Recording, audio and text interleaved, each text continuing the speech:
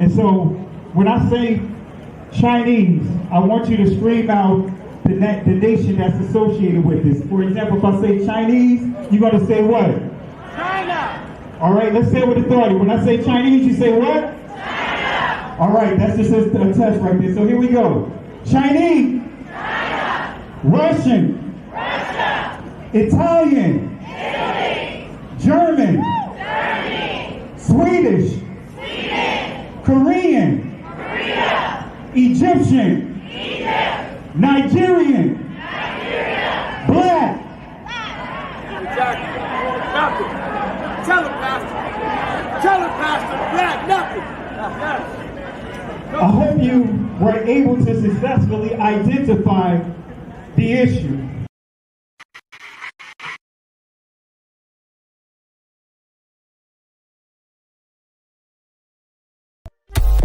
The lion won't sleep tonight,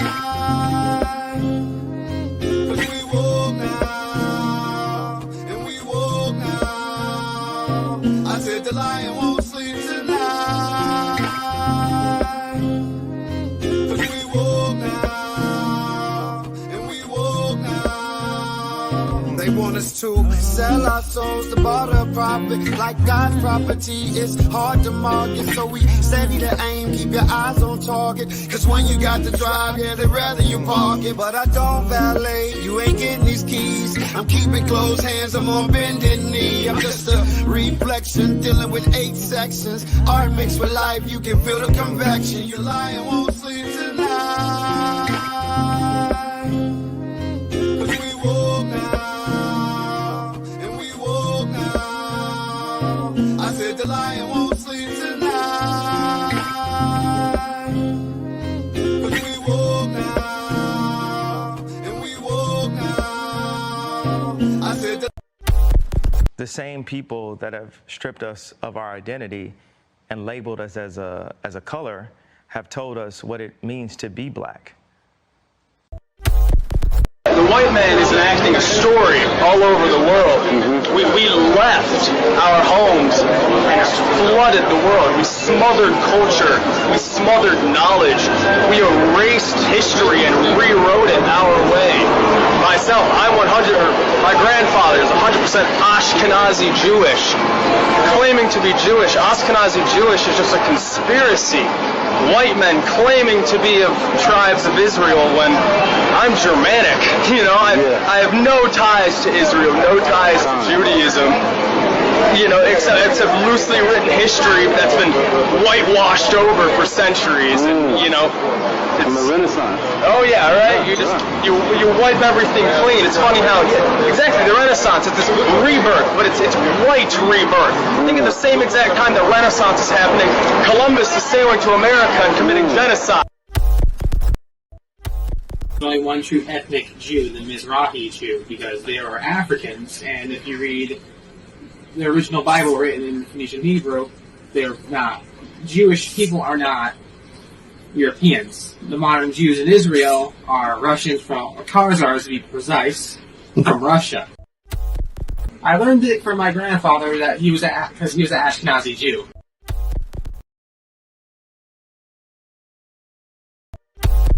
The same people that have stripped us of our identity and labeled us as a color have told us what it means to be black and the vernacular that we're speaking. I'm so glad you're here because you can bring great clarity. Can you tell us a little bit about the Sephardic Jews and how they were scattered because they went west? I sure can. Because the reason why I want to is because a lot of them, and a lot of people don't know this, are in the Caribbean. They are. In the islands. And you're one of them. I know that. I'm one of them. I know that. Because, you know, a lot of folk don't know that those roots are there. One of the first batches of slaves that came to Jamaica, they were the Sephardic Jews. It's documented. And they're all over the Caribbean, South America, Central America, and even the South Central United States. Wow. And DNA testing is a factor in all this now.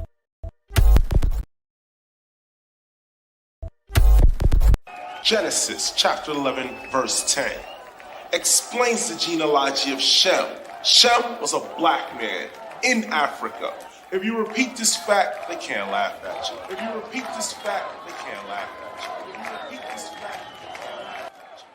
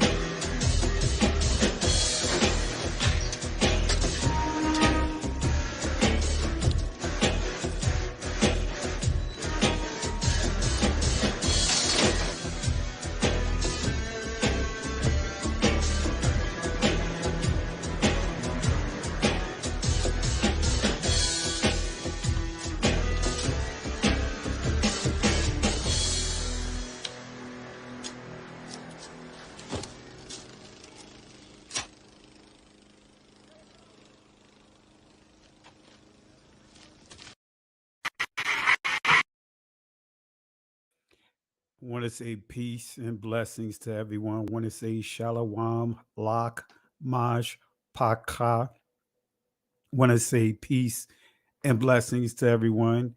Surprisingly, I am live. Surprisingly, I can, do what I do, even though I'm dealing with a lot of crazy things when it comes to this platform here. They're doing everything that they can do to shut this platform down. I could go right down the list. I got my proof to prove that there's collusion going on with this platform and a particular special interest group, and we want to touch on them a little bit. And so I'm not going to be quiet. I'm not going to stop teaching how I teach and what I teach. And I'm going to tell you, family, it is real out here.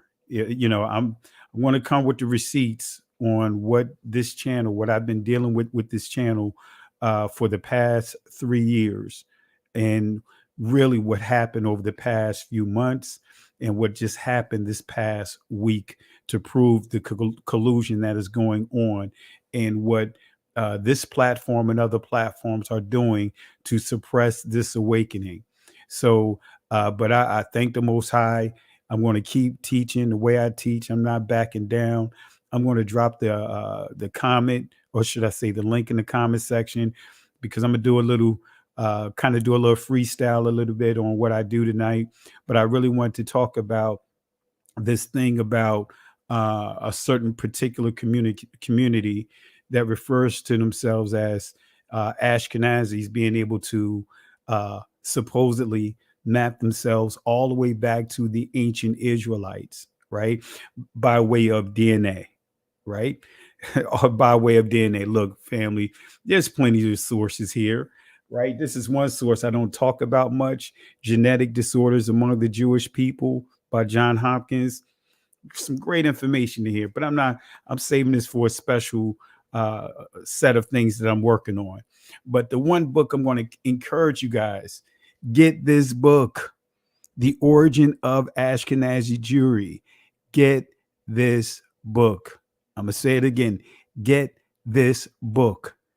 This book completely obliterates every talking point from the supposed claim of being connected to the ancient Israelites, right? All the way to the language Yiddish. The different formulas that was made that they created that excluded our community, to come up with all kinds of formulas to try to connect. See, family, that's why I was doing a lot of the videos, and I got more that I'm going to upload that proves, right? The video clip, and maybe I'll see if I could bring it up here as I progress tonight to show you the video clip that proves, right, that we are the people of the book. There's unlimited sources, source after source. I shared a video dealing with the the mitochondria, DNA far as connecting Eve all the way to ancient, all the way back, right? The ancient Eve, right? DNA, but also inside that presentation I shared with how they discovered Negro bones, Negro bones in the ancient Israel, in the caves, right? In the caves, right? In ancient Israel, found Negro bones, and proven that by cranium and DNA. We're the only group of people, and we got unlimited resources to prove this. So I'm going to say this again: this book right here, get this book, and I recommend anyone that is that's really studying and really want to go deeper in, get this book. It will shut down, and I'm going to just give you a couple of samples. I keep this book on standby. I've used this book a number of times when I engaged rabbis. I've engaged several rabbis in my local area, and I pulled this book out, and there was everything that they said, that is said and stated in this book, they confirmed to be true, because I kept getting asked the questions of, how do you know this and how do you know that? This book right here, again, The Origin of Ashkenazi Jewry, is not written by any of us. It's written by someone from that community. Gives nothing but receipt after receipt after receipt. So I'm gonna put this on the screen again. Have it on the screen again. And like I said, this book right here, right? This book right here has some great information in it. Some great information in it. And I just came across this book by happenstance. Just so happened I saw this book when I was at the library in the pile that they were selling this book for little or nothing. So I was like, wait a minute, let me get that book. So much information inside this book, right? If you could get a copy of it, get a copy of it. All right. I got others that I could present up here. But I never, I really haven't been one that really get into all the DNA because it's an ever evolving technology. But I use it because, unfortunately, when people bring up that argument to try to say we're not the people, I use it to show that they're not the people. If we want to go there, hey, I understand the law of conversion. It's very tricky. So yes, it's so much you could go off of that. But family, I'm going to say this, family, we're living in the day and time that they're trying to change times and laws, just like Daniel chapter 7, verse 24 and 25 highlights. They're going to do everything that they can do to change times and laws to wear out the holy people of the Most High. Right now, they're trying to come up with this regurgitated talking point about anti-Semitism being at an all-time high, and saying that the perpetrators is our community. Benaiah Israel, my cousin, shared proof of how some of the lies that the ADL was putting out there. Tried to say, a situation, an incident that happened in New York, saying that there was a Jewish man that was harassed and shot at with a BB gun, and come to find out it was someone from their own community. But regurgitating a number of lies. Show the incidents. See, one thing that Karl Rove stated when he was far as the campaign manager for George W. Bush Jr., he said, if you continue to say the lie over and over again, people going to start accepting it or believing that it is true. Just keep saying the same lie over and over again. So we're going to come with receipts. We are going to come with receipts, because again, I have proof. This book's right here makes it clear. In other sources, some of you guys seen some of these sources. So we're going to talk about a few things here.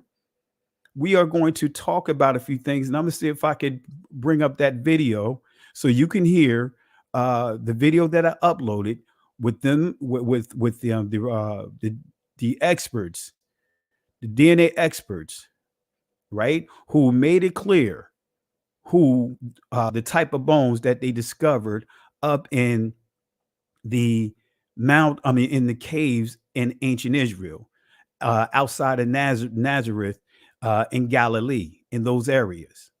But unfortunately, most of our people don't read. Most of our people don't do their own research. That's the unfortunate thing. Most of our people don't do their own research. Most of our people want everything handed to them in terms of information. I posted a number of information. I post source after source, but unfortunately, no matter how many sources that I post, many will still say, "Hey, can you just tell me X, Y, and Z?" And it's like, well, hey, it's in the source.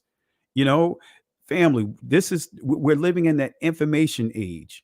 And we have to start going into these sources. We can't be so dependent on others. Many of us still have that mindset from slavery, that slave mentality. And actually, many of the slaves, only reason why some of them had that mentality because it was forced upon them.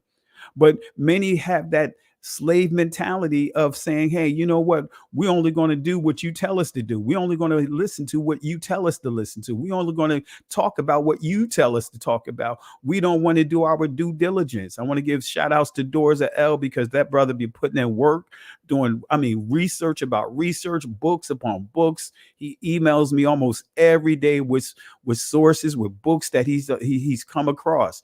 We need more of our people doing those things. We can't keep relying on other people to tell our narratives. And truth be told, we can't rely on people that look just like you, look just like me, to basically put accurate information out there. So let's go and cover a few things. And again, I dropped the link inside the comment section.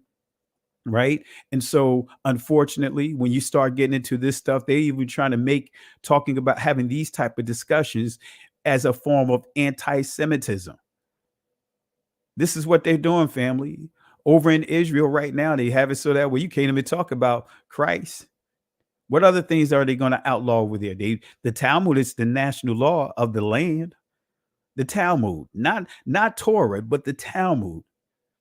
Yeah, that Talmud that has all kinds of crazy stuff up in there, talking about Adam was intimate with animals and all kinds of crazy stuff. You guys seen some of the videos, and that was one of the videos that was taken down. So let's talk about this. Let's touch on a few things. Let's talk about this book, some items that's inside this book. Let's highlight a few things. Let's go ahead and get it going here. All right. First, I want to go ahead and, before I do this, let me go ahead and play a clip from this video here. Let me bring it up here. Let me share this here. And you guys have seen this on the channel.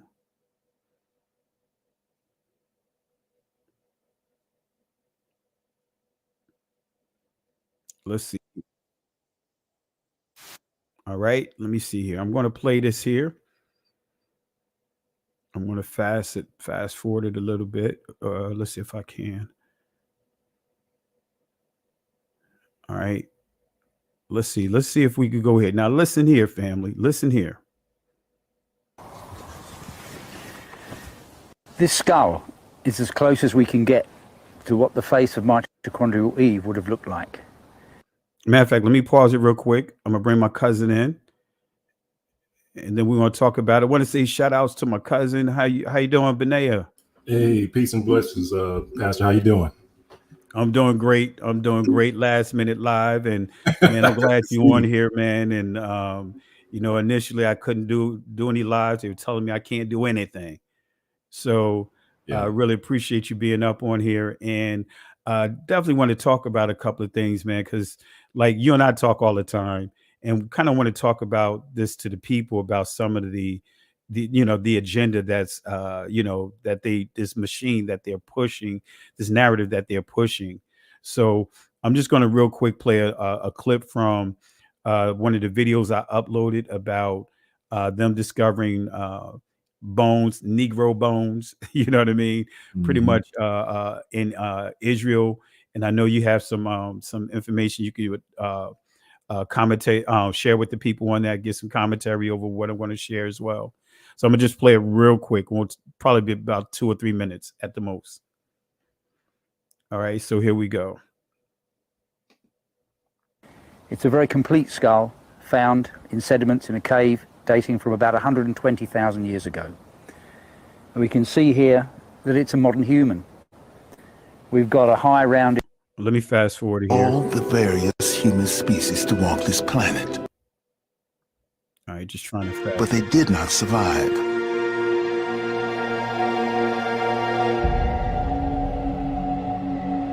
Climatic records indicate a brief but devastating global freeze-up at the time that turned the whole Middle East into extreme desert.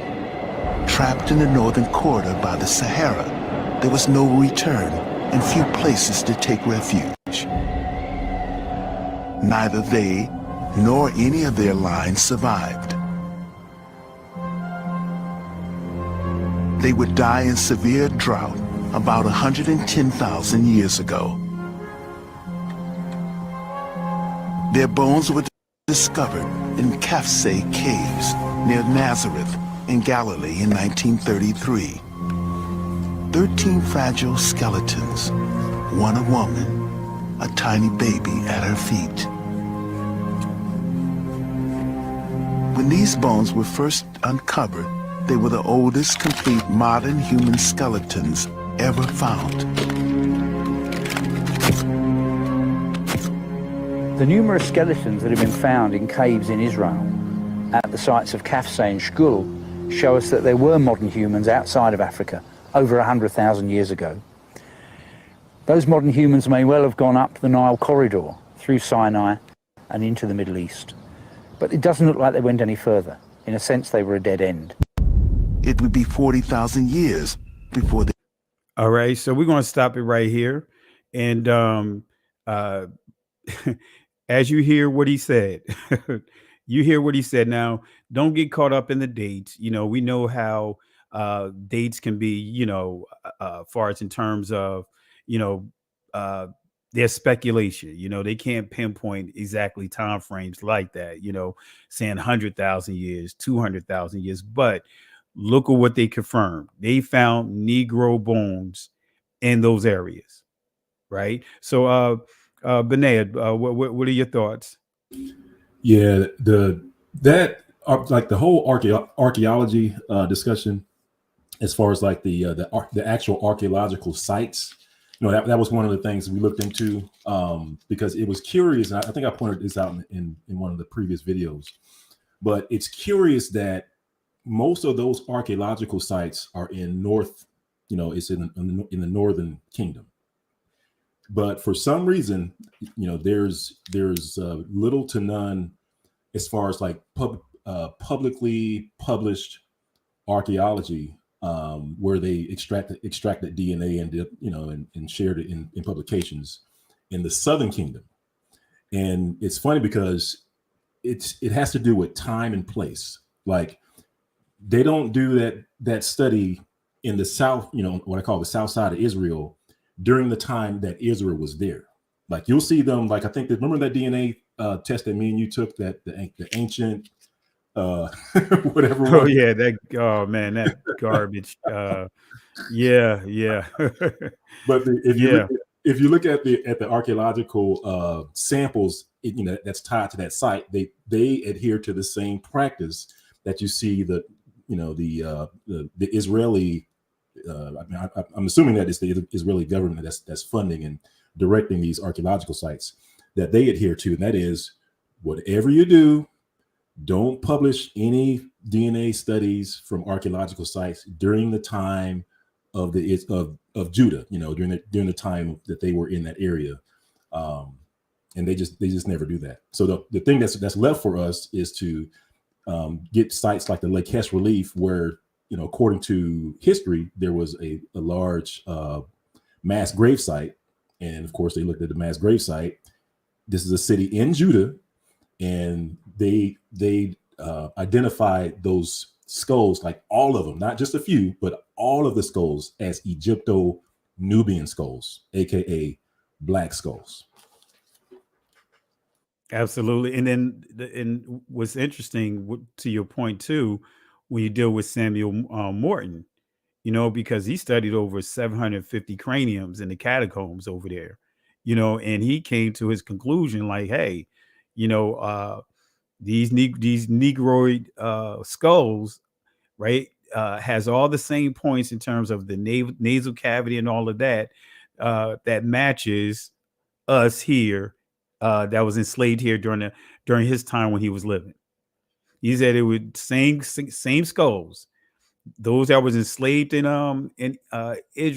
Egypt are the same ones that was enslaved during the Transatlantic World War. And these are some of the things that you just, many just don't choose to talk about, or just, I don't know. It just seems like many are not really talking about some of these things that we're bringing to the floor, whether it's agenda based or fear based, whatever the case may be. Yeah. Yeah, that was one of the topics. I mean, one of the points that was brought out, I believe, in the Reclaiming the Thrones movie. It talked about that as well. So yeah, right on. Yeah. I mean, it's just amazing, right? Just seeing this machine move forward the way that it's moving, and like what I brought up earlier is this agenda to making it clear that we can't use their own sources that tell us who they are. I mean, this thing of trying to say that the Ashkenazis could point their DNA all the way back to the ancient people when their own sources make it clear that they can't. There you go. That's gonna get them in trouble, cuz. Like this one right here. I got a video on that, I got a video coming on that, and praise be to the Most High, because I always know when it's time for something to come out, cuz is when I'm already working on something, and then all of a sudden you just see discussion amongst Israel about it, and Israel don't know what we got. You know what I'm saying? It's like, if they only knew. I mean, Most High willing, within these next couple of weeks when we drop it, you'll see what I'm talking about. But all that stuff, we're gonna roll over that, and that's a good book that you have there, cuz about them being able to trace, well, we know where they're from, and we know what DNA test that they use, because usually, at the very basic, a DNA test is a comparison between two people. If you think about it that way. And what they did to support them being in that land is very simple. They compared their DNA to other people that's over in that land, but they strategically did not compare their DNA to a certain other region, because it really all boils down to, I always try to point people to genetic distance values.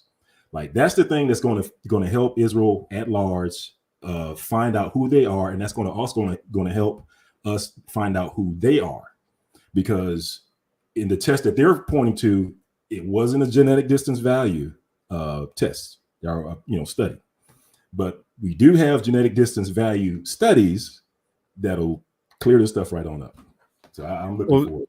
Speaking of that, you mentioned genetic distances, so that was a great segue into.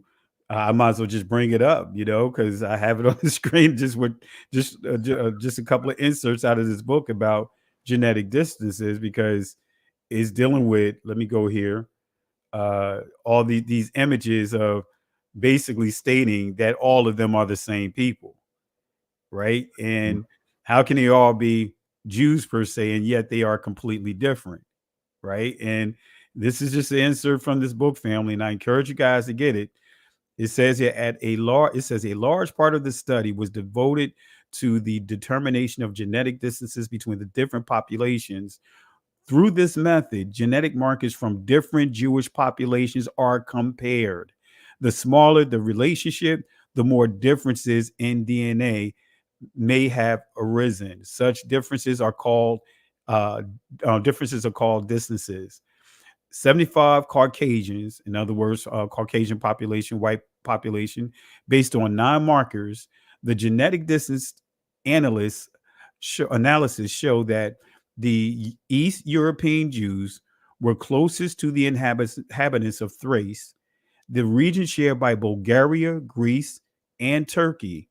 Bulgarian Jews came next, followed by 36 non-Jewish populations, and only then the second Jewish population, the Iranian Jews.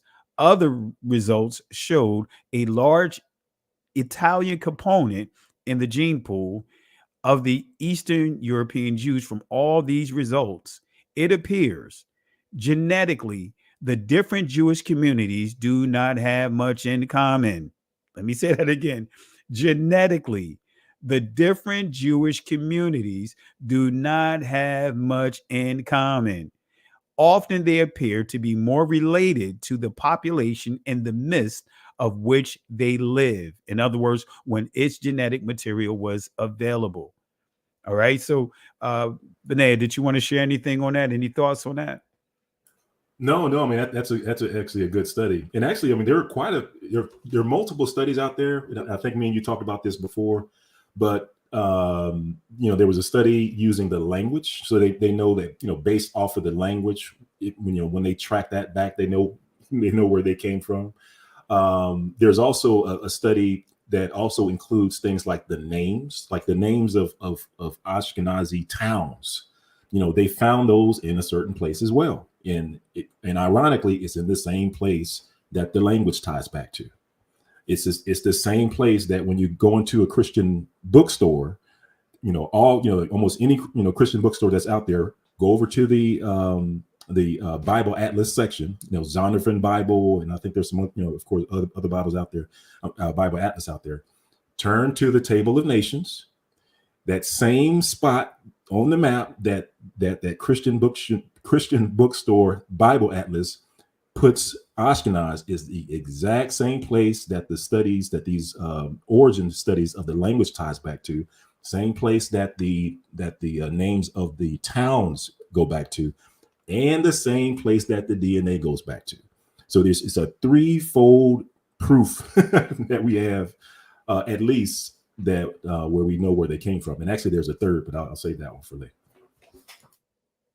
And you hit it right on the nail. And another thing that I want to touch on and get your thoughts on too, coming from this book, because one of the things that, for example, Cohen Hamadishi pointed out is how they never got their last results back. Right? They got tested initially. The test showed that they were like 24%. Then it went from 24% to like 48%. Then went from 48% to over 70%. Each time that they tried to tweak this test, instead of going down, it went up. And Cohen Hamadishi even pointed out, stating that the people that was testing them at max was showing like 1.4. You know what I mean? At max.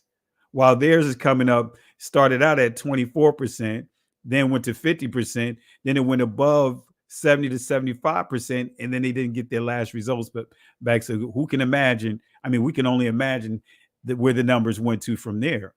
And so this is one of the things that that is being talked about this so-called Kohanim, tests that they use to say, hey, this is the Levitical priest. So I'm gonna read it real quick, and feel free to share your thoughts. I'm gonna stretch the screen out so you can see it as well. And family, I tell you, get these sources here. We do a lot of research and we share a lot of sources, and many don't go out and purchase these sources. So, but this is from the same book. Notice what it says here: three key criticisms of this test that was created. The population studied are defined wrongly, the term Sephardic Jews being used for Northern African Jews. That's one of the things that it highlights. It says Sephardic Jews are Jews whose ancestors were expelled from Spain in 1492. Zusman Diskin, suspects that the author used the term Sephardic as it is used in Israel by religious politicians, a terminology that has nothing to do with science. Let me say that again, a terminology that has nothing to do with science. But then he goes on to say, as North African Jews are an aggregate population, in other words, composed of genetically different populations. But it goes on to say Boni, Tamir, Ashbel, and Bar Shani. This is in 1978, showed that Jews differ significantly genetically from Libyan and Tuscanian Jews. Conclusions from the chi-squared test are not justified because that's what we already highlighted with the genetic distances, right? The proposal to consider the Cohen module haplotype as characteristics for the old Hebrew population is not supported by by data from other populations. This haplotype is the most common among Iraqi Kurds, Southern and Central Italians, and Hungarian. In addition, it also occurs among the Lembas, right? Now, this is what they use to connect the dots, so to speak. But again, I'm going to show you here that their percentage at most, right? Let's just say worst case scenario, 2%, or should I say best case scenario, 2%, right? Versus 70, 80, 90%, right? So in addition, it says it occurs among the Lembas. This may look strange because the composition of the haplotype is based on a unique event. In other words, for example, a mutation. However, it is not known when this unique event took place. When this was very long ago, this haplotype cannot be used for determining relationships between groups that only arose in the last 2,000 years. Oh my goodness. Is that a mic drop right there? Right? It says this haplotype cannot be used for determining relationships between groups that only arose during the last 2,000 years. So here's the conclusion that it reads from this book. It says this. This study of the Jewish priests contained an inconsistency. We see the following: Jacob and 12 sons, who of course all had the same Y chromosome. Of one of these sons, we have the following descent: Levi, Kohath, Amram, Moses, and Aaron. But it says here, both Moses and Aaron, forefathers of the priests, therefore had the same Y chromosome as Jacob, and thus the same as the remaining sons of Jacob and their male progeny. When then would today's priests have a different? It says, why then would today's priests have a different and the same Y chromosome from all other Jews, unless laymen are to a large extent descendants of converts? Did y'all catch that? It says only way this is going to happen is if you are a descendant of converts, right? So in a nutshell, they're making it clear, if Moses and all his brothers, all the tribes had the same DNA, how is Levi going to have a different DNA mutation than the rest of them? I yield the floor over to you, cuz. No, I think that's pretty much enough said. I mean, that was one of the ones that I think Brother Ron had pointed out in his book like years ago. And he actually highlighted the haplotype rainbow of the Ashkenazi, and just pointing to the fact that if everyone came from the same forefather, then this wouldn't be the case. But that was one of the proofs that that they weren't who they were, and one of the proofs that we are who we say we are, which is the children of Israel, house of Judah, has to do with we actually have two primary signatures when it comes to DNA. One, primarily most of the so-called African Americans, especially here in the States, are of one Y haplogroup. We have one forefather, and actually, when you look at the time of that forefather, it dates back to the time of Jacob, right? And then in addition to that, when you look at the mothers that make up Israel over here in the States, there are four primary, haplogroups, or whatever you call it, for mothers. which is the same, the same that we would expect for the people that come from Israel. We would expect for them to have one father and have a lineage that dates back to 4 mothers. And that is the signature of the so-called African American here in the States. And that's what's so so interesting is how suddenly the DNA is good for others. Like they say, it's good for the goose, but not for the gander. DNA proves that, okay, like saying it proves us, but it doesn't prove you. You can't use it. It can't be trusted when it comes to you guys. Genetic distance value. That's what it all boils down to. I'll keep telling you, fam. Make things very simple. Like anytime you get into a discussion about that, always try to go to the genetic distance value. They bring up a test saying, hey, we have a test that proves that we're this, right? Oh, okay.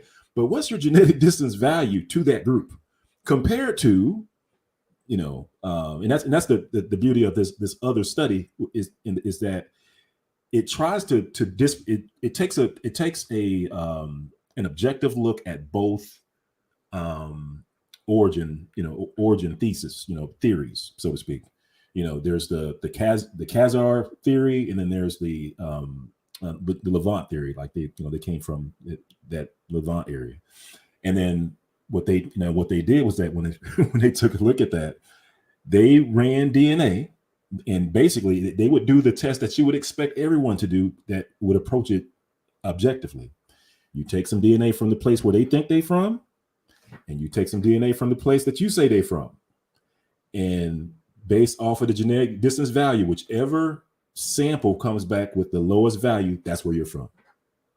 And that's what they did, and that's what the test proved, and that's the test that they don't show you. That's the test that they don't rely upon. They use the test where the group that they are closest to is not in that group, right? Exactly. So it's really simple. It's really simple. Exactly. And that's exactly what the source is saying about the genetic distance. It's just what you pointed.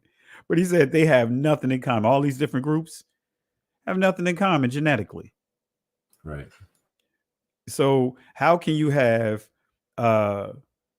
Germans, Hungarians, Romanians, Ethiopians? How can they all have the same? Look different. And family, I understand many would say, hey, you can't go off the outward appearance. Come on, family. Let's not just get caught up in that. Let's just not get caught up in that. But we got to be real. It's not going to be that wide of a range, to where so they look nothing alike. Nothing alike. You know what I mean? I got relatives, man, that that of course have a different shade, much lighter than I am. But again, you still see some resemblance there. You know what I mean? And that's not going to that's not like our entire group. It's like you have we come in all kinds of shades. You know what I mean? But not from what we see in the image that I share with you. Have the Ashkenazis, you have the Asians, and you have the Ethiopians, as far as Beta Israel, and you have all these different groups that have all these going from one extreme to the other. And the other point I wanted to share too for you guys that are watching is because this is coming from the Jewish Forward. This is a publication from the 1870s. It's been around since the 1870s. This is a Jewish publication. This link right here, and I'll drop it in the comment section. This is what you need to pull out, because they make it clear that just how much of a percentage for far as in terms of the Ashkenazi Jews as we know them, right? And I'll just read it real quick. And because feel free to chime in. It says Ashkenazic Jews often find themselves in the peculiar situation of being 90% Ashkenazi Jewish and 99% European. Come on, family. This is the Jewish Forward, and I'm going to drop this link in the comment section, and you guys can share it, go back over and read it. But it makes it clear. They tell you that, hey, in the whole issue that this article is having with DNA is that they're saying the issue that they're having is the newer generation of Jews per se are using the DNA to prove what race that they're part of. And many of them are gravitating of saying that, hey, they're using this to prove that they are Caucasian, that they are white. That's what this whole article is about. Because going further in this clip, this person here, Stuart Schaufman, I'm not going to read all what he says here, but he did his DNA test, which many of them did. And his came back, as it says, as Schaufman learned that he is 99.8% Ashkenazi Jewish, said that that the test hasn't made much of a difference on his sense of Jewish identity. Judaism really informed me who I am and my values and my worldview, Schaufman says. 23andMe hasn't made me more or less Jewy at all. I'm just Jewy. He also goes on to say he's Jewy and white, while other Jews, Sephardic Jews, Ethiopian Jews, can't claim that distinction. He's an ethnic minority, but a white one nonetheless. And his quote is, "I get all the benefits of white privilege," he acknowledged. So it's making it clear that, confirming even what Hamadishi pointed out, what happened to their testing, that when he said at the max, it was like 1.5 for the ones that was testing them. Their results coming back 1.5 at the max. So this article is saying here that they are 99% European. And this is not something that I made up. Hey, Benet, you don't own this publication, right? Right. Yeah, because you know how the arguments have come out and like, hey, Benea, you know, we woke now, and we we own these publications. And again, I'm going to drop the link in the comment section. And cuz what's your thoughts on that? Yeah, I mean, they're basically. I remember when you brought this one out before. I mean, they're basically matching, you know, what's in Europe, and yeah, I mean, because it was so one of the videos I had coming out was called Black Germany. So I think I had episode 1 come out, and I was working on episode 2, and that's what I was saying. That, you know, I'm working on this stuff right now. It's amazing how this stuff is coming up, but like over in Germany, like the history of Germany, like that stuff is set in stone. Like there's really no ambiguity as far as like how the people got in Germany. Like they know that the people in Germany came from somewhere else. The only topic of discussion is like where they came from. So when when people talk about, you know, I've kind of heard different narratives. There's one narrative that, you know, of course, they come someplace like Italy or someplace outside of Germany, but then they migrated into Germany, and that's from those places, and that's how they got there. However, and that's how they got white. That's another thing that you hear about is like that's how they got white, because DNA will not allow you any wiggle room at all. I'm gonna say that again. DNA will not allow you any wiggle room at all. This is why you find DNA testimonials, proof, evidence in court, because that thing is concrete, especially when you read it the right way. Because I said all this to say this: the study of whiteness and where white came from, like that's a totally separate study than this whole topic and discussion about Jews and stuff like that. And in that totally separate study about where white came from, like that's already set in stone. Like they already know that. Like that's not even something that's like where they're what I'm saying, like where they're debating it and trying to there's two opposing theories. Like no, they got that set in stone. The problem is that when we have these discussions, we're not bringing these this research that's already set in stone over into the discussion that we're talking about. And that's why, people can get away with saying things like, oh yeah, no, when our people came to Europe, that's where we turned white and stuff like that. Like, nah, yeah. There's DNA studies that will directly refute that. That's not debatable.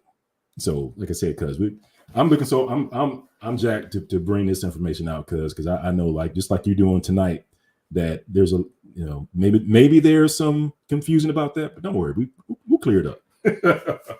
Praise the Most High, family. And what some of the things that my cousin pointed out when he said that there's sources, he has my cousin Benea, he's put out so many sources. He stated a number of times, go to the old sources, right? You know what I mean? Not this new stuff, but you have to go to the sources beyond when we say, oh, we're not talking about 1950. You know what I mean? You have to go really when you start getting to the old sources, really like 1850 and backwards, because even then you start noticing some of the shifting in many of the writings. And so did you want to share anything on that, cuz? No, it's just that well, I keep saying no and then making a comment. But, hey, that's that pastor talk, right? Right. I won't keep you long, but I'm gonna take my time. I'll just add this, cuz, and that is, one of the things that Most High willing to, got movies coming out, where we're going to talk about this. As far as like, people don't realize, like, Europe was, when you look at, to your point, when you look at the old references, Europe was black. Like, and that's one thing that kind of will blow people's mind, is like how black Europe was, like not just Germany, but just, all over Europe. And the proof is like you said, because it's like, when you look at those old references, and over in Europe, like, they were big in those oh man, what do you call those things where they have like the pictures of the crests, like the family crest? Yeah, man, because I remember spending like a whole couple of weeks just going through those family crests. You talk about some black folks. You talk about some black folks, and black. Not only that, it's not just black folks, but it's black folks where if you took the My True Ancestry DNA, the places where your DNA shows up in Germany. This is one thing I hadn't brought out yet, but the places where your DNA shows up in Germany on the My True Ancestry are the same places where the family crest in Germany is black. I'm telling you, fam, this thing matches up like a jigsaw puzzle. And see, and family, if you haven't, I didn't do it this year, but if you haven't, go look at the lesson I did on St. Patrick's Day. And there I share sources proving that the original people were dark melanated people. That's all through Ireland, and to Benea's point, when we get into German and all those places, they make it clear, that when you hear the term dwarfs, gnomes, hobbits, those are not folk tales. Those are actually being pulled from, those images or those labels came from a specific group of people. And so initially that word leprechaun meant little people. Not what we think of today, pot of gold and all that other stuff. That whole St. Patrick's Day is a myth. But what they're celebrating is genocide. They call them the Twas, but, that's what they classified them as. That's not what they called themselves. But you'll see, if you go back, I share sources on this, showing and proving, and then they make it clear that the original Irish people, per se, had hair like ours and dark just like us. And they said their weapons and their tools are scattered all through what is called Europe today. Yep. And that evidence is like I keep telling people, it's not one-dimensional evidence. The evidence it's on many different layers, like you were talking about there, because it's like, first you have the archaeological, that evidence. I was talking about like the crests. So think about it, fam. You got the crests, you got these old. When you look at these old books, they give a description that matches up with the crests. Then you also have the bones. Like I remember coming across this article where to your point, because it talks about how, and I saw a comment in the chat where it's like, all right, what happened to the black people? there was a separate study on just the skulls alone. And in this separate study, they said, and they weren't looking at black and white and that sort of thing, but they said that, hey, these black skulls eventually got replaced by these, white skulls, these brachiocephalic, white skulls over time. Like over time, they saw that there was a displacement of people by another people. Yeah. So, yeah, we have it on multiple levels, because yeah, and a couple of sources I'll share here. Let me see if I can pull up that St. Patrick one.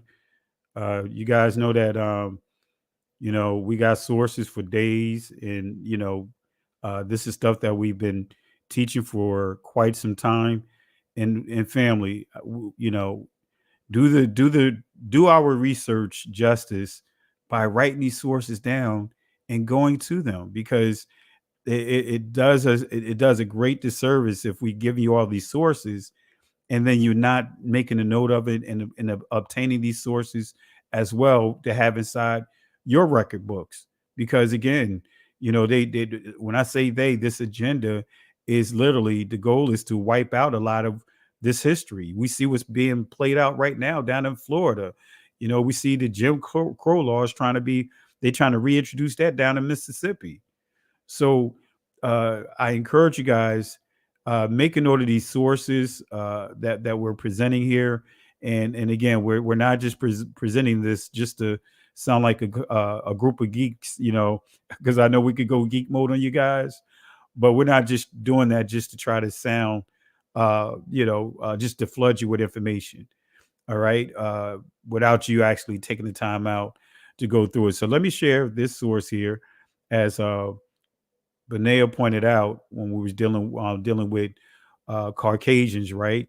This is a great book right here. You guys heard me teach this before. Been teaching out of this source for years. I got other sources I just don't teach publicly because of just these agendas that are out here.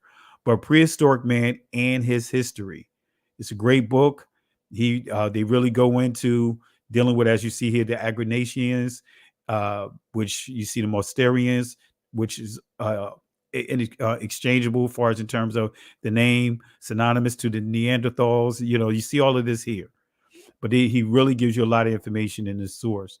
But then another source, the source that I mentioned about St. Patrick's Day, this is another source, the Journal of Royal Institution of Cornwall, Footprints of Vanishing Race in Cornwall. And I'll just read a quick bullet from here. Let me see here. Here it is. This is on page 220, 280 and 281. But notice what it says here, right? And notice you see some of the things that are highlighted here. Dealing with, as it says here, little people. But let me go beyond here. Let me go further here. They say here, these stories were for long thought to be childish inventions. Let me say that again. They said these stories were long thought to be childish inventions, but recent discoveries, and this is 1901, have proved that they were perfectly correct. In other words, that these are not make-believes. These are not fairy tales. But going down here, it says, Jacob Grimm concluded from the traditions of elves, gnomes, trolls, currently in Germany, the dwarf races inhabited Central Europe in prehistoric times, and Professor Nielsen has come to the same conclusion concerning Scandinavia. So this is a great source here. And the other source I'll point out real quick is Celtic Myth and Legend. Notice what this says about the Irish people. In physique, it was short, swarthy, dark-haired, dark-eyed, and long-skulled. Its language belonged to the class called Hamitic. Any comments, cuz? Well, just to add to that, so the people that displace those folks, what you'll see in history is that there are many multiple descriptions of the people that came in and displaced them. You'll see it one by, I want to say, Julius Caesar. I want to say the other was, I think if I remember serves me correctly, I want to say Josephus has it, but the description is consistent. And this is, like I said, this is a thing that Most High willing will put it out in the video, but it's consistent in that they were light skinned, they were red hair, blue eyes, extremely large, muscular, physical physique, kind of primitive like in the way that they would do battle. They would kind of do like the guerrilla warfare in the forest. Like their MO was kind of luring armies into the forest. They had like a weapon of choice. Weapon of choice was usually like a club of some sort. Sometimes it would have sharp barbs at the end, that sort of thing. And like I said, they knew where these people came from. They knew where they came from. So yeah, I mean, that history is there in Germany. It's just that, a lot of folks just don't talk about it. Yeah. And unfortunately, we could get so comfortable with how information is being spoon fed to us. And I won't even just say comfortable, too trusting, you know what I mean? And who's teaching us, instead of saying, hey, you know what, let me just go ahead and do some additional research on my own. Kind of like when growing up in church, you just take face value that, hey, everything that the pastor is teaching you or saying to you is 100% accurate. And, just me sitting there as a young person, it's like, oh, I'm writing down all these scriptures. I remember my grandmother said, hey, I'm gonna test you on what you learned in this particular sermon. I want you to write, I'm gonna see if you wrote down all these scriptures, and I want you to go back and read them. And then when I would go back and read them, it's like, wait a minute, that's totally the opposite of what the pastor just taught on. It's not even saying what he was saying. Kind of when you go to seminary, it's like you're being taught a methodology of how to read it from a certain lens. But that's why you have so many pastors that truly don't know what we're teaching. Some refuse to accept it, but many just don't know, because especially reading passages, you see it over and over again. Like, wait a minute, I didn't know that passage was there. That passage is saying that. You hear that over and over again because you're indoctrinated to read scriptures a certain way to validate and continue to reinforce certain points. Any thoughts, cuz?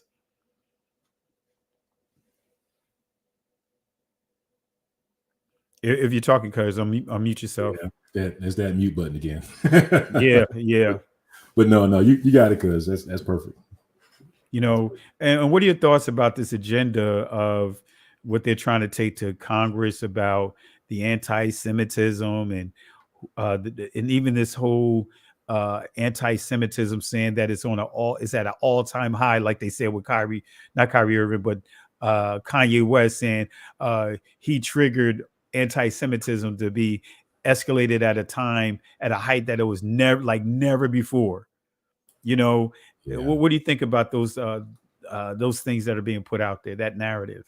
Yeah, well, because it's because they define that term, and the folks, people that, unfortunately the group that uses that defines, for now they're defining that term. And then not only are they defining that term, they're defining what qualifies as a violation of that term.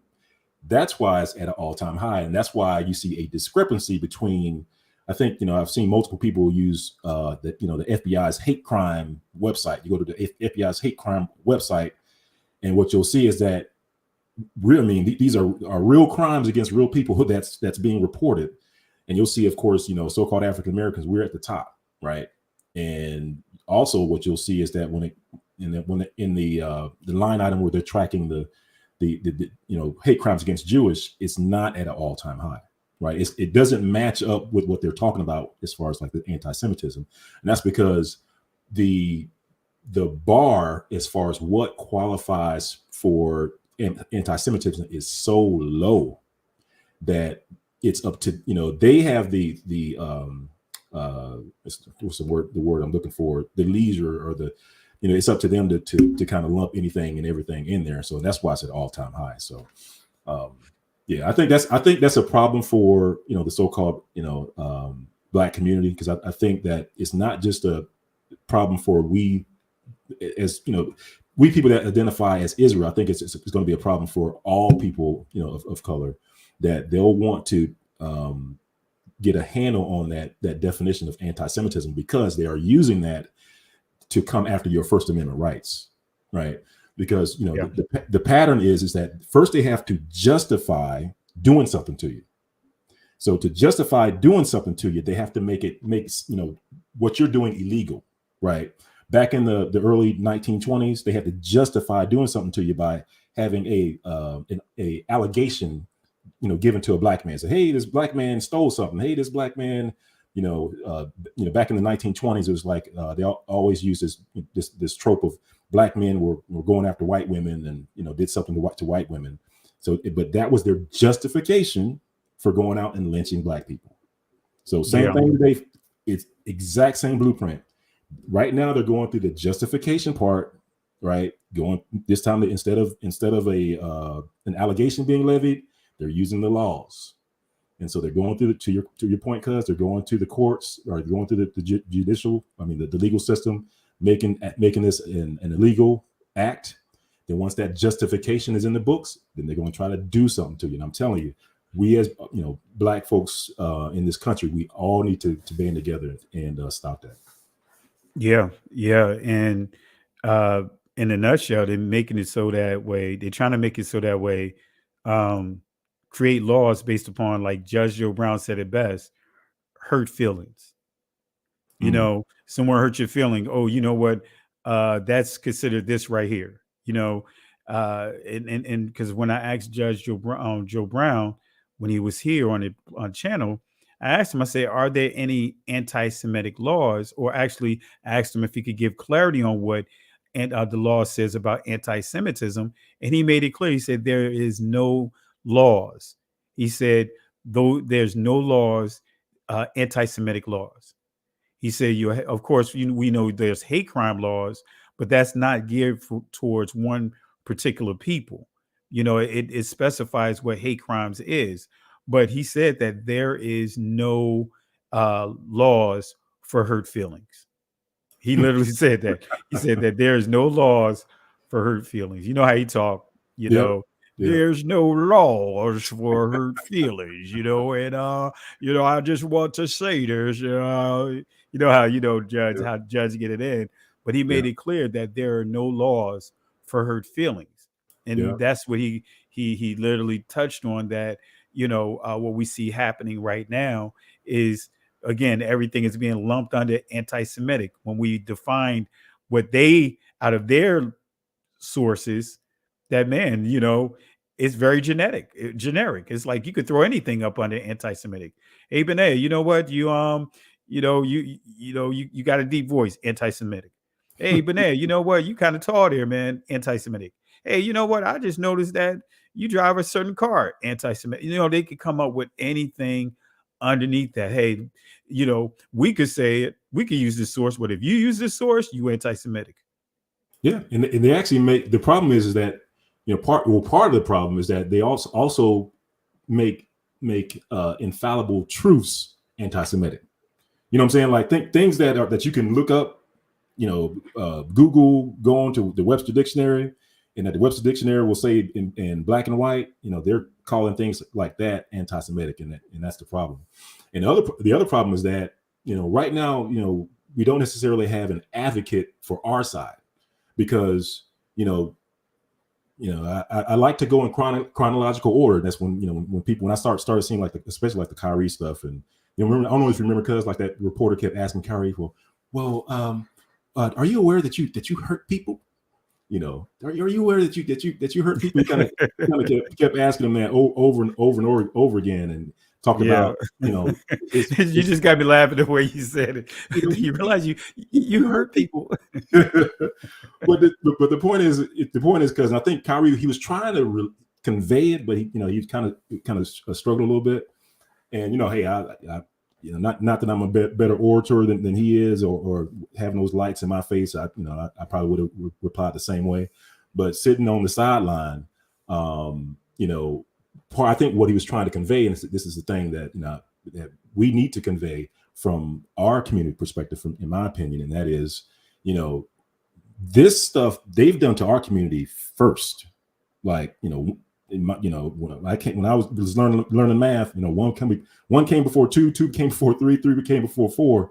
And so if they want to start calling out, this behavior as being offensive, or this behavior as being, whatever term they want to give it, okay, fine, but let's back up. Let's go back to the 1920s. And let's address this first. And don't worry. We're gonna get up to where you are. But the topic that you want to discuss, but we want to start back here first, because the stuff that you're bringing up now, you did worse in 1920. The stuff that you talked about, the hurt feelings, to your point, cuz the hurt feelings now was actual violence in the 1920s. Like whole towns were burned, and people were hanged and lynched and all this other stuff. Like, and there was no reparations for that. Over now, they're bragging about $1.5 billion from Ye that they caused them. They're bragging about the loss of games for Kyrie, and I'm not even sure how much that was that he lost. But that's what they, that was their fee, or their punishment for that offense. And so I'm taking that number and I'm applying it. I'm making that retroactive back to the 1920s. I'm saying, okay, well, if that's for one person, well, I got a whole community over here in the 1920s where y'all did way worse than that. So we gonna need some dollar signs on that. I'm using your math and applying it to our situation, and we gonna need some reparations. Yeah, I mean, hey, they had their hands in on the whole KKK. They had their hands in on, the Confederate. They had their hands in on blackface. They had their hands on everything that was a struggle for us. They had their hands in on it. Right. Everything that was inflicted on us, they had their hands in it. You can't get around it. But unfortunately, many don't. Really. How can I put it? Many want to, just really don't want to take the scales off their eyes. They want to keep the scales on their eyes. They want to get into this can't we all get along after just getting your brains beat out for no reason. Now you want to say, hey, can we all get along? No, I mean, why does it have to be that our people have to be the ones that always have to say, be the ones that say, hey, we got to get along with everybody? Why everybody get to insult us? Kind of like when I think about, and I, just for the sake of conversation, black man, right? Think about how the image that they have portrayed of us. Everybody could beat us up. We can't defend ourselves in no kind of way, right? I think about the Jay-Z, for example. Right. Jay-Z got assaulted by Beyonce's sister. Now, people were joking him for not retaliating, responding. But if he would have responded, he would have been canceled. You know what I mean? And I'm not, I want to make this clear. I don't condone anyone putting their hands on anyone, man putting his hand on a woman. But I'm just using that as an example that we have all people, we cannot, especially the men, we cannot defend ourselves in no aspect. We have to just take what's done to us. So, and just to land back on your point that you brought up with the KKK, you said they have their hands, in the KKK. I would land back on that because and say they didn't. Not only did they have their hands in it, they had the hand in it. The hand in it. And what I mean by the hand, when you look back, and this is what I have in what video would I have that thing in? I think Hidden Hebrews Apocalypse. You guys get a chance, check that one out. Hidden Hebrews Apocalypse, and in that one I read old references to show that what was the guy's name? He was the Confederate Secretary of State during the war. Judah P. Benjamin. That like Ashkenazi, like Judah P. Benjamin, like they funded the KKK. They provided the horses, the firearms, in the I forgot the hoods. I mean, you name it, right? And so the argument might be, well, hey, it was just one person. Okay. So what would the KKK be without horses, firearms and robes and money to do what they had to do. What would they be without that? I mean, you could argue and say, well, hey, they probably wouldn't be an organization like they were. Hey, Yeah. you could argue and say, well, hey, there might be a whole lot of Black folks that lost their lives because of all that stuff. If that funding wasn't there, if those resources wasn't there. So that was the hand. It wasn't a hand. That was the hand. And then to your point, because it's like that movie, Birth of a Nation, the one that came out in 1950. Early 19th century. Early 20th century rather. Right. Yeah, and you have publications that credit that single blockbuster film because it went blockbuster. It was shown all across the country, shown at the White House. Made all kinds of money for the dude from MGM Studios, and that was credited for revitalizing the Ku Klux Klan. You can read that in multiple books. Like that's not even debatable. And what they won't tell you too is like over 5 million. It was like somewhere around that number, 3 to 5 million. Protestants also joined the KKK during that time. Wow. it went from from the thousands to the millions. From pre-release of that movie, it was in the thousands. Post-release, I want to say probably like 3, 4, 5 years afterwards, it was like in the millions. But then when you look underneath the cover, it's like, well, who funded this thing? How did this thing, get out? Right. And again, it's not hands, it's the hand. Because when you look at who provided the wardrobe for the movie, it was the Ashkenazi Jew, right? What would a movie be without wardrobe? And then you also had the filming, the filming of the movie. What would a movie be without filming? Right. So if you didn't have the fit person filming, and you didn't have the person providing the wardrobe, would you even, you can argue and say that you wouldn't have a movie. Right. So like I said, it was the hand in these cases that were detrimental to the Black community, that caused mass deaths, whatever you want to call it. And we have yet to get our reparations for that. But we want to fast forward to today and start talking about, like you said, because like hurt feelings, and make laws about it while leaving out the reparations that are due to our community. You just got me thinking about how you said it. How do you feel about hurting feelings? Man, the way you said it, but that's what we did. And family, to my cousin's point, I pulled up here. This is a presentation I did on blackface. And this is some of the history that you won't hear about. For example, would you be surprised if I told you that there were Jewish members of the Ku Klux Klan? And this is one of the leaders that was there. I'm not going to read it all, but I'm just going to show you here from this article. Look at that guy right there. He's a Jewish guy. And made all kinds of threats. And also, notice what this says about, let me see here. I think it's this article when it talks about them taking advantage of our struggles. Let me see here. I may not. No, that's not it. It was one in one of these articles. Let me see. Is it this one?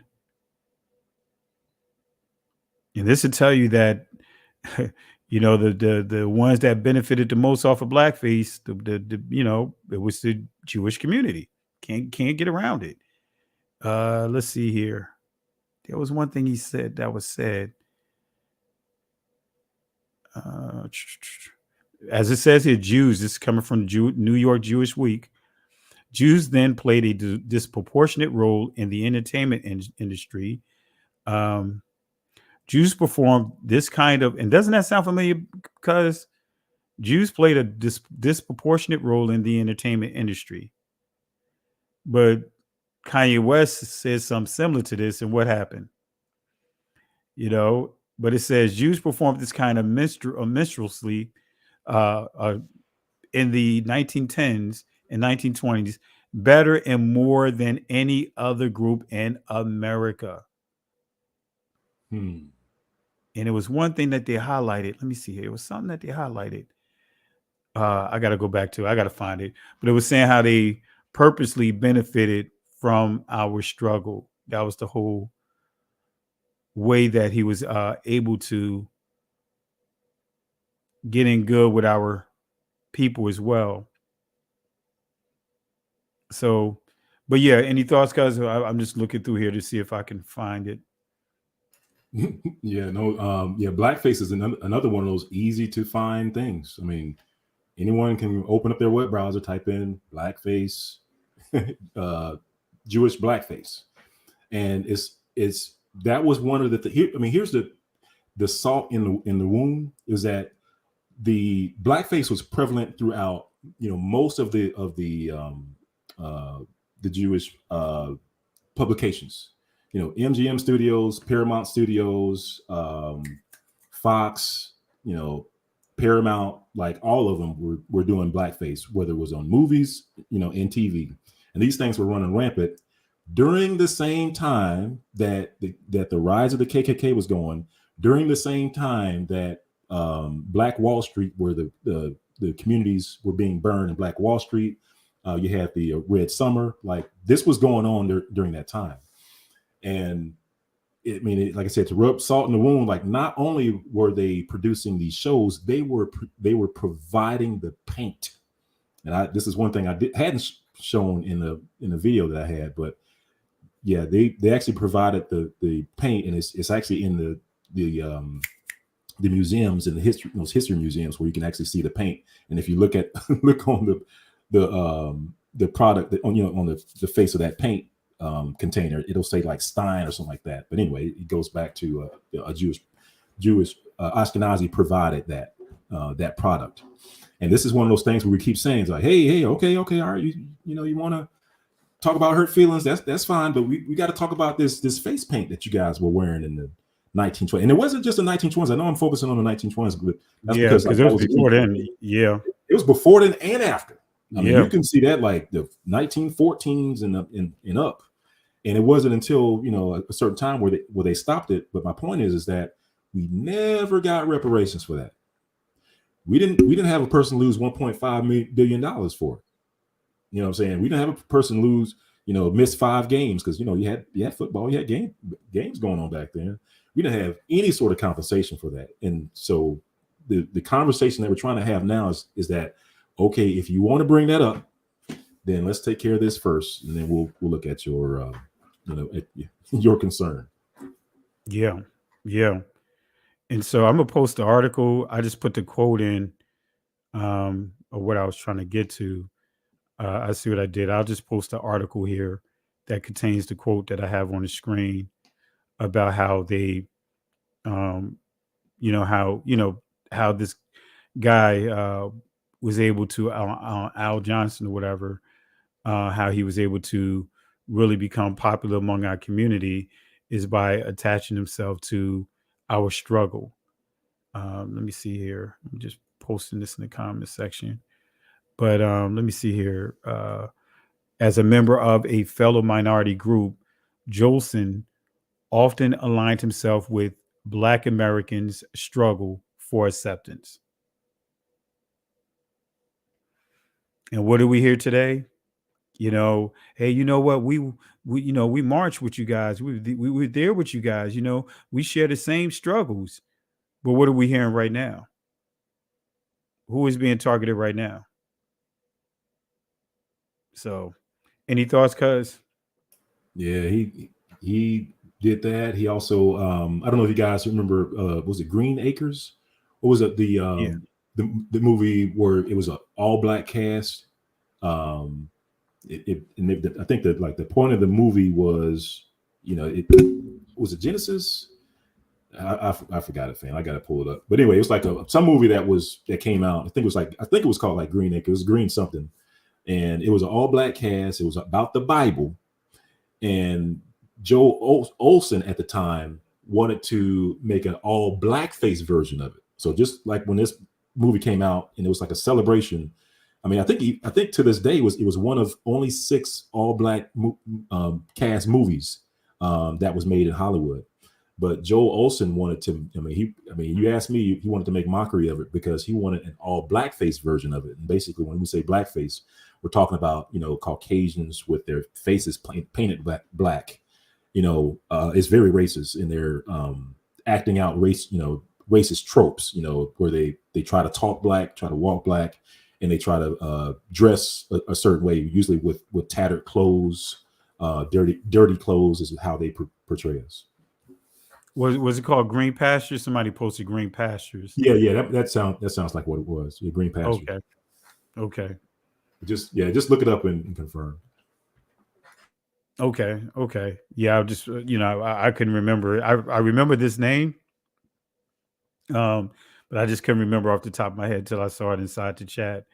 But yeah, because like I said, even tonight I was just sitting there. You know how you doing your studies. It was like over and over you keep hearing this narrative that we can prove that we are connected to Moses or we are connected to Aaron. It's like, wait a minute, oh, come on now, that's a stretch. You can't, and the sources make it clear, that's not possible as far as from their community, as far as stating that they can prove that their bloodline is connected to Moses and Aaron. They got it. Somebody needs to call them on that, though. You know what I'm saying? Like, how you used to when you was a kid, because you used to have that one person that would hang in the group and that would tell you all kinds of wild tales. Oh yeah. Oh man, yeah. I have a Porsche at home. I got a Lamborghini, and everybody else kind of look at them like, man, get out of here with that stuff. Like, man, stop lying. You got to call yeah, we literally come out and be like, man, stop lying. Yeah. You don't have nothing. Yeah, I mean, well, my thing is like, okay, well, let's see your proof. Let's see your proof. All right, what do you have? Because you can't say DNA because we have like I was telling you, there's statements saying that there's no publicly or formally published DNA from Judea, like from the territory of Judah, Benjamin, and Levi. So if you have studies saying that, and they're saying that they can trace it back, then we have a problem. There's a discrepancy, because if you have if they have access to some sort of source, we need to see what source they're using. That the other geneticists are saying is not being published. That's one. And then the other thing is, like, sometimes they use these genealogical tables. Like they'll say, well, I have this list where we just wrote down our names back to Moses. Yeah, it's like, man. See, that's proof. That's proof. Look at my self created ID picture that I created for my driver's license. Yeah. It's like that doesn't quite work. We don't do self-validation. That's another thing. You have to call people out when they do self-validation. Like, you need another source to confirm, you are who you are, other than yourself. Yeah. And family, I want to share this here too, because this is key as well. That, like, to Benea's point, that this is not being called on the floor. Is okay. Well, you saying your DNA, but here let's call it to the floor. Like this article right here. This is part of my identity theft presentation I taught for like 3 or 4 years, actually about 3.5 years straight. And locally in our assembly, I just kept teaching the same message every Shabbat, literally. But DNA ties Ashkenazi Jews to group of just 330 people from the Middle Ages.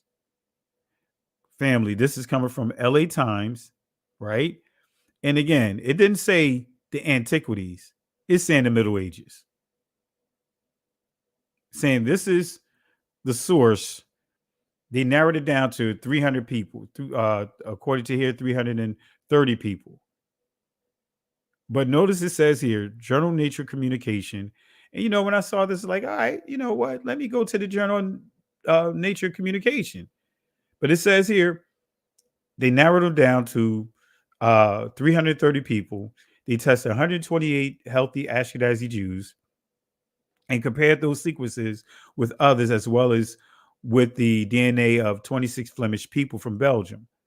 So Their analysis allowed them to trace the genetic roots of this population to a founding group in the Middle Ages, not antiquities, Middle Ages.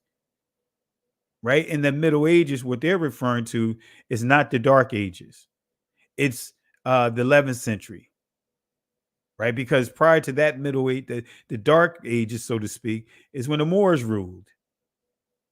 But it says, it says here, Ashkenaz in Hebrew refers to Germany, and Ashkenazi Jews are those who originated. What does it say? Cuz it says Eastern Europe. Yep. You know, I'm not making this up. This is LA Times, right? But I was like, hey, you know what? Let me get this source here. Let me get this reference. And they confirm it here. It's confirmed here. We see AJ, the acronym is Ashkenazi Jews. But they literally confirm this here. I'm not going to read all of this, but I'm just showing you here. Now, here it says 350. In the article, it says 330, but they're still saying that they narrowed it down to a small group of people, not in the antiquities, but the Middle Ages. Thus, further confirming what the source that I pointed out, saying that only way any of these so-called various Y chromosome mutations can happen is if these are coming from converts. You know, any thoughts, cuz? No, I mean that correlates with like I think a DNA study I have that talks about the group that also brought light skin into that region as well. And of course, that group was a German group as well, and it was around that time too. So, like I said, this all matches up, and it's one of those things where I think once you take the full body of evidence and put the full body of evidence out there, I think it's going to be hard to argue against. Absolutely. So, well, cuz anything you want to close out with, because it's getting kind of late for me. As you can see, my eyes getting a certain way. I'm gonna start getting this way, man. In the military, they were like, man, we need to go. We need to, we need to have Rich go get blood, get tested with his urine.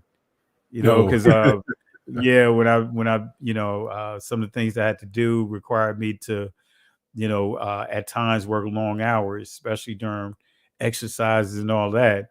And so my eyes would start getting just like what you see right now. And they were like, hey, Rich, you okay, buddy? What I mean? And it's like, this is just what my eyes do when I start getting to a certain time, they just get to looking like they're barely open. Yeah. Like I'm on something. But yeah, no, because I'm just excited about the Most High, man, because I've seen how he's worked, kind of like in all these various projects that me and you have worked on. It's to me, I just give all glory and honor to him, man, because I see how he works. Because it's like, he'll have us, fam. I'm telling you, he'll have us working on something off on the side, and then all of a sudden a topic will come up. And it just so happens to be a topic that we're working on, and to me, it's confirmation that it's time for this information to come out. So, and I've been kind of praying about it and getting some counsel about how to bring it out, because I think that it is a touchy subject, because because you can use it to kind of bash folks over the head, and some folks may feel bad about the totality, the information that's coming out, but I do believe that it's time for it to come out, and I do believe that there's a way to bring it out. So I pray that it comes out, and I pray that it's well received, and I think it's going to put to bed the whole conversation about the white Messiah, white Israel. It's going to identify the converts. Is going to go into the Horites. I mean, all that stuff. Family, it's going to shock you. I'm telling you, it's going to shock you. I promise you, because there's some things about the people in the place that hasn't come out yet. Yeah. Well, I got to remind myself too. I got to send you that email too, on something that we're gonna work on, do a collab on. I got to remind myself to get it to you over the weekend. Okay. But yeah, maybe we can have it ready by the end of Pesach. So we'll see. Yeah. But yeah.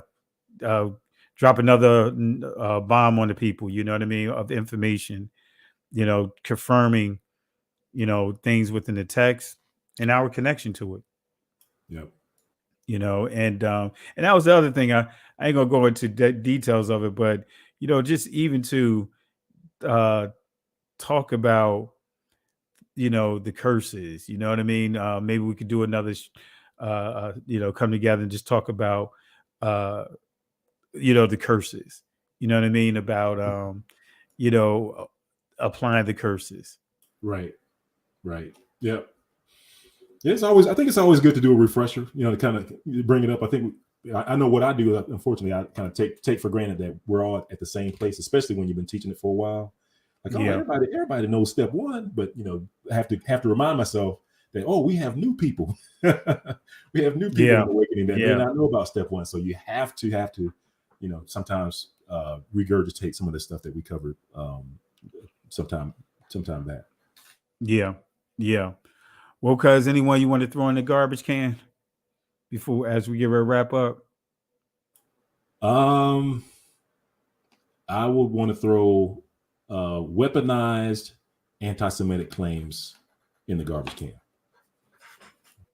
I agree with you. I totally agree with you. Where's my garbage can here? I just had my garbage can. Don't tell me my garbage can got removed. Yeah, I agree. I agree. Here's the garbage can family.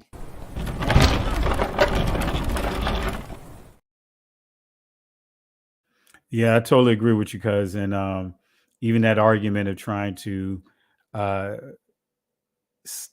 connect, say that, hey, they could connect themselves all the way back to Moses. I want to throw that whole logic in the garbage can based on the sources that we share, not opinions, but actual sources. Throw that whole logic in the garbage can. I just say let's see it. Let's bring it out. Just same way when we were kids and we had that one dude that would say that he had a Porsche, and his family was poorer than your family. We're like, okay, well, let's see it. Let's see what you got. Exactly. Well, family, in the words of Moses, the words that was given to Moses by the Most High while they was in at a dead end after they came out of Egypt, and the people began to panic, wanted to go back to Egypt. Exodus chapter 14, verse 13 and 14. Fear ye not, stand still, see the salvation of Yahweh. These Egyptians that you see here today, you will never have to deal with them again. The Most High will fight for you. But here's the kicker. You must hold your peace. In other words, not the peace like some of you guys would say shalom, while others will say shalom. Not that peace. But the peace that is referred to in that text is be quiet. We got to learn how to have calculated silence. We got to be very calculated if we're going to be silent about anything, but we got to be calculated about it, when to say something and when not to say something. We have to be very strategic. But the Most High will fight for us, but we have to hold our peace. Can't go back, can't stay here, keep moving forward. Shalom. Listen, Genesis chapter 11 verse 10 explains the genealogy of Shem. Shem was a black man in Africa. If you repeat this back, Genesis 14 verse 13, Abraham steps on the scene. Being a descendant of Shem, which is a fact, means Abraham too was black. Abraham, born in the city of a black man, called Nimrod, grandson of Ham. Ham had 4 sons. One was named Canaan. Here, let me do some explaining. Abraham, Isaac was Jacob had 12 sons, for real, and these were the children of Israel. According to Genesis chapter 10, these children of Israel, according to Genesis chapter 10.